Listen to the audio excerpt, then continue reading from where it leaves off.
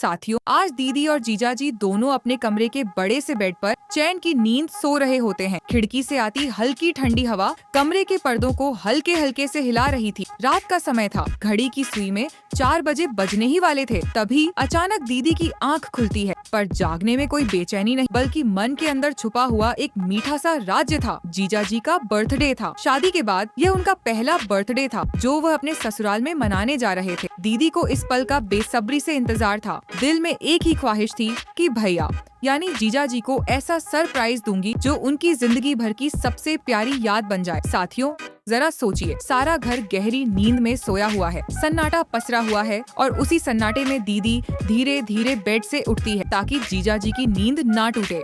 वह पैर दबाकर धीरे से चवल पहनती है और टेबल के नीचे से छुपाकर रखी हुई गुब्बारों की थैली निकालती है। गुब्बारों को देखते ही दीदी की आंखों में चमक आ जाती है।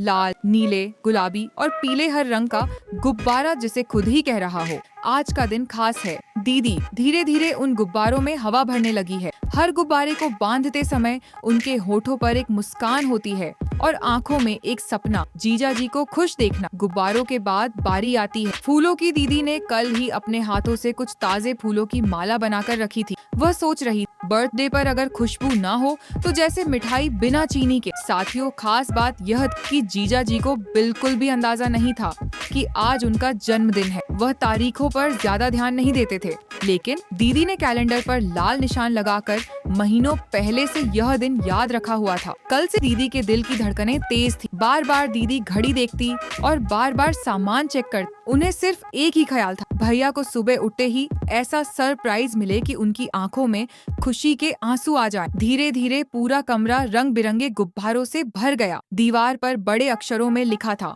Happy birthday. टेबल पर फूलों से सजाया गया एक छोटा सा केक रखा था, जो दीदी ने रात को ही अपने हाथों से बनाया था। तो अब अगर अपनी माँ से सच्चा प्यार करते हो तो वीडियो को लाइक और चैनल को सब्सक्राइब करके कमेंट में आई लव मान लिखे।